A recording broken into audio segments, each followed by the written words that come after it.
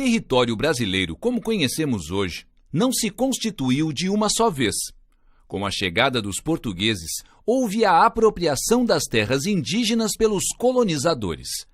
A ocupação do território do Brasil aconteceu gradativamente, de acordo com diferentes períodos históricos e atividades econômicas, que se desenvolveram a partir da escravização de indígenas e africanos.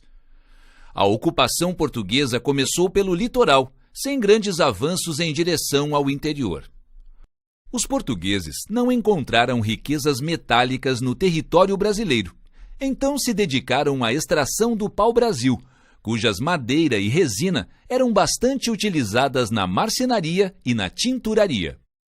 A partir do século XVII, houve o aumento do cultivo de cana-de-açúcar, que ocorreu em grandes propriedades de terra com o trabalho de africanos escravizados. Novos territórios foram ocupados em direção ao interior, com o desenvolvimento da pecuária nas margens do Rio São Francisco e na região em que hoje se encontram os estados do Sul. A região da Amazônia também começou a ser conquistada com a exploração das drogas do sertão, como o cacau, as ervas, o guaraná, entre outros.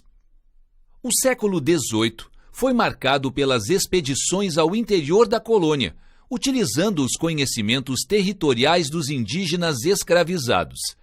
Elas visavam encontrar metais valiosos e pedras preciosas. A exploração do ouro permitiu maior ligação entre diferentes vilas e cidades, tornando o território um pouco mais integrado devido à atividade dos tropeiros, os viajantes que estabeleceram rotas comerciais. No final do século XVIII, o ciclo da mineração entrou em declínio. Então, o cultivo do café passou a se expandir, principalmente nos solos férteis do interior de São Paulo. Houve um maior desenvolvimento também da agricultura e da indústria. Na Amazônia, com a seringueira, árvore típica, teve início o ciclo da borracha, que contribuiu para a ocupação do território do atual estado do Amazonas. Além das atividades econômicas, os acordos diplomáticos também contribuíram para a consolidação do território brasileiro atual. Um exemplo foi a anexação do Acre ao Brasil, que aconteceu devido a acordos feitos com a Bolívia. No início do século XX, foram consolidadas as atuais fronteiras do território brasileiro, moldadas a partir desses tipos de acordos e da existência de fronteiras naturais, como rios. Aula número 9, o espaço político. Vamos dar continuidade aí à nossa matéria para o concurso da ESA. Tudo bom? Como é que vocês estão aí? Como é que estão aí os estudos, as anotações, as revisões? Vamos para cima que o dia está chegando aí. Vamos lá, pessoal. Vamos falar sobre o espaço político do nosso Brasil, né? Bom, a gente sabe que o nosso país, né, é um país de dimensões continentais, né, tanto no plano norte-sul, né, como leste e oeste. E aí, fazendo uma breve revisão, um breve apanhado, né, geral, a gente precisa saber que ele está localizado na porção centro-oriental, ou seja, no centro da América do Sul, porém para o lado direito, né, centro-oriental, né, da América do Sul, faz fronteira com todos os países da América do Sul, com exceção de dois, né, que é o Chile e o Equador.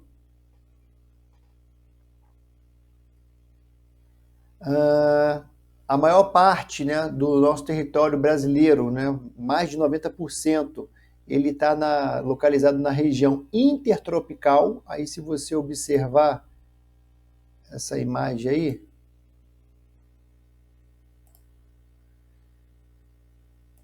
eu não consegui fazer aproximar, mas se você observar essa imagem aí, ele é considerado um país tropical porque justamente está entre os trópicos, né? Então ele está numa região intertropical, entre os trópicos, o trópico de Câncer e o trópico de Capricórnio.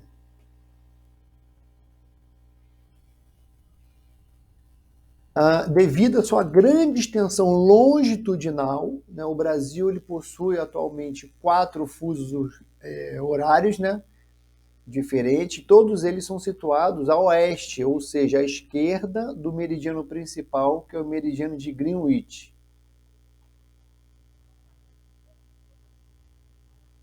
Bom, o nosso país, nosso Brasil, ele possui uma pluralidade, né, de paisagens em função da sua grande extensão territorial, né?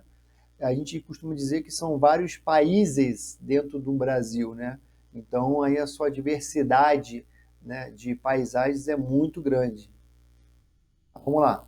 A formação do nosso território brasileiro, né? Os limites do território brasileiro, eles foram modificados várias vezes, né, no decorrer da sua longa história, envolvendo principalmente a participação da sociedade e do governo.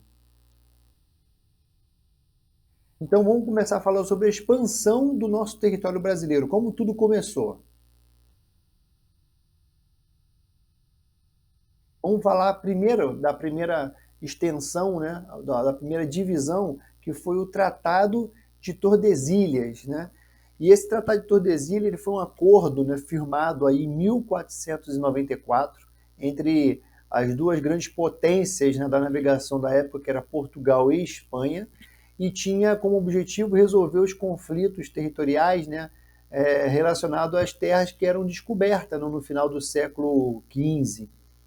E de acordo com o Tratado de Tordesilhas, uma linha imaginária ela seria traçada, né, para servir como referência para a divisão das terras entre Portugal e Espanha nesse nosso novo mundo que estava sendo descoberto aí. Aí eu deixo até uma observação, né, que aí os portugueses ficaram com a parte oriental, né, a parte direita ali, por conta do litoral, né, do acesso, e os espanhóis ficaram com a parte ocidental, a parte esquerda. E aí acabou que a parte oriental, toda a riqueza, né, toda ouro, prata, né, as pedras preciosas, elas estavam ainda a serem mineradas debaixo da terra, enquanto que do lado esquerdo já estava já totalmente já minerado, né, vamos dizer assim, processado pelas civilizações incas, maias, astecas. E aí acabou que nesse início aí os espanhóis já acabaram se dando melhor, né, porque chegaram lá e já pegaram já o prato feito.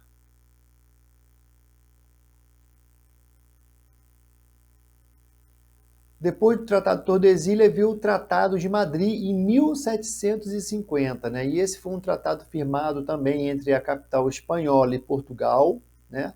Para definir os limites, né, entre as respectivas colônias sul-americanas. Ainda estavam nesse conflito aí, mas o Tratado de Madrid ele veio para pôr um fim a essa disputa, né? E o objetivo do tratado era substituir o Tratado de Tordesilhas, né? Por quê? Porque ele já não era mais respeitado na sua prática. E também temos também o Tratado de Petrópolis, né? Que foi um acordo, né, na verdade, diplomático entre o governo brasileiro e boliviano, né, firmado na data de 17 de novembro de 1903, na cidade de Petrópolis, lá no Rio de Janeiro, onde que ficou combinado que o território do Acre ia ser anexado ao Brasil, né, que até então ele era pertencente à Bolívia. Vamos falar sobre a importância das atividades econômicas, né? As atividades econômicas desenvolvidas no Brasil colônia, né, eles representaram um fator essencial para a expansão territorial, né? E a economia colonial ela girava em torno de alguns gêneros primários, voltado principalmente para a exportação. E aí vamos falar de cada fase, de cada etapa desse período aí, né, dessa economia, né? Vamos começar pela economia do século XVI, né, onde que o carro-chefe, né, era a extração do pau-brasil, cultivo da cana-de-açúcar e a pecuária. Então, a economia do século XVI ele era baseado em extração do pau-brasil, cultivo da cana-de-açúcar e na pecuária. Enquanto que a economia no século XVII, né, ele já veio uma pequena mudança aí, né? Teve um aumento do cultivo da cana-de-açúcar e da pecuária, né? Onde que aconteceu uma expansão para o interior, né, do nosso território. Já no século XVIII, entrou que a mineração, né, e a pecuária começou a avançar também mais para o interior do nosso território.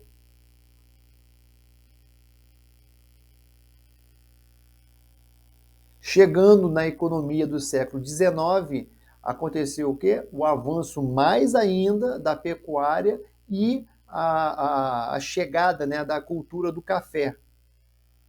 Agora, a organização político-administrativa do Brasil, né? Vamos entender aí como que se deu a sua evolução.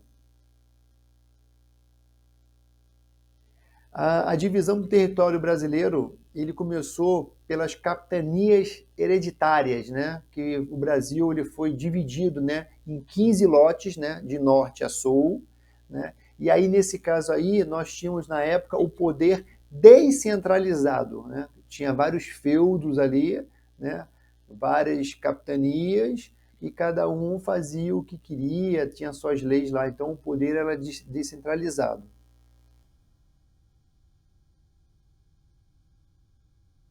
Aí avançou, né, evoluiu para o governo geral, né? É a divisão do Brasil em governo, né? Que aí ficou dividido entre governo do Norte e governo do Sul, né? E posteriormente em estado do Brasil e Maranhão. E aí nesse caso o poder ele deixou de ser descentralizado e passou ao poder centralizado. Foi o período da implantação dos governadores, né? Aí tinha um cara ali, o cabeça ali, que governava ali a situação ali geral. E aí depois do governo geral ainda veio a monarquia, né? Os atuais estados eles eram dominados províncias, né? E o poder ficou centralizado, né, no monarca.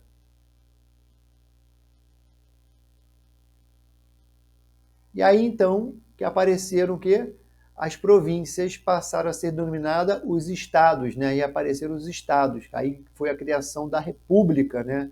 Que vigorou a partir ali do ano de 1889 e o Brasil passou a ser considerado uma federação. Aí chegamos na nossa República.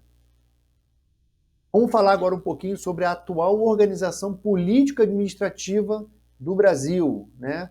Nós temos hoje aqui nosso governo, né, com a União, né, ou o governo federal, né, que é dividido em três poderes, que são o poder executivo, que vem o presidente, né, no papel do presidente da República, vem o poder legislativo, com o Congresso, né, o Congresso Nacional, e nós temos o poder judiciário ali através dos seus tribunais, né, o STF, né, o Supremo Tribunal Federal, os STJ, né, Supremo Tribunal, os superiores tribunais de justiça.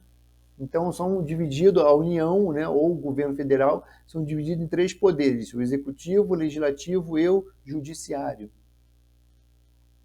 Temos o papel do Distrito Federal, que é uma unidade política administrativa, onde que a gente encontra o nosso governo federal, né, instalado, a nossa capital, né, e as suas representações, e por lei, né, ele não pode ser dividido em municípios. Por isso que aqui no Distrito Federal nós temos somente Brasília. Né, Brasília e as suas regiões administrativas, né?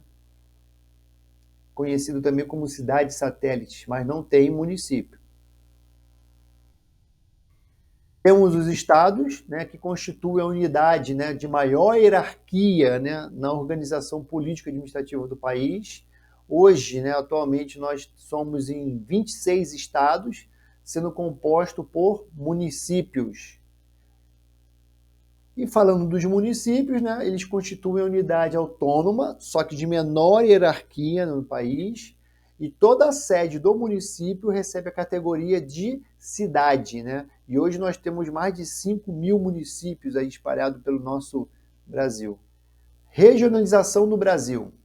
a divisão regional do Brasil, ela nem sempre foi a mesma, né? Essa configuração que a gente conhece hoje, né? Em 1938, o governo do Getúlio Vargas criou o IBGE, Instituto Brasileiro de Geografia e Estatística, com a finalidade de conhecer melhor o território nacional, né? E os dados estatísticos da população brasileira, como é que vivia cada cidadão brasileiro. Então, as duas primeiras divisões regionais elaboradas pelo IBGE foi em 1941 e 1945, né, e elas foram feitas de acordo com o critério de regiões naturais, de acordo com as regiões naturais, essas duas primeiras divisões. Aí, em 1969, né, o IBGE elaborou uma nova regionalização, onde que ela adotou dessa vez o critério de regiões homogêneas, né, onde que eram iguais os aspectos naturais, onde eram iguais os aspectos socioeconômicos, né? Aí eu coloquei aqui a observação aqui, ó, a principal modificação foi a criação da região sudeste, né? E a região leste deixou de existir. E a divisão de 1969, né, ela continua em vigor até hoje com algumas modificações, né? Aí eu coloquei ali, ó, mas antes eu queria falar que assim, que em 79 foi criado o estado do Mato Grosso, né? O Mato Grosso do Sul foi criado, e com as mudanças da Constituição de 88 ficaram definida a divisão brasileira que permanece atualmente. O estado de Tocantins foi criado com a divisão do Goiás, é incorporada a região norte. Roraima, Amapá e Rondônia deixam de ser território e passaram a virar estados. Fernando de Noronha deixa de ser território também federal, né, e foi incorporado ao estado de Pernambuco. Em 88 foi criado, como eu falei ali, o estado de Tocantins, ali na divisão ali, né, do estado do Goiás. E aqui, galera, eu vou finalizando aqui mais essa aula 9, mais uma aula, falando bem rapidamente sobre o nosso espaço político no Brasil. Eu espero que vocês tenham tido aí um bom proveito, né? E procuram ver, rever, anotar os pontos principais aí que eu estou dando aí para poder vocês lembrarem na hora da prova, beleza? Um abraço aí e até a próxima aula.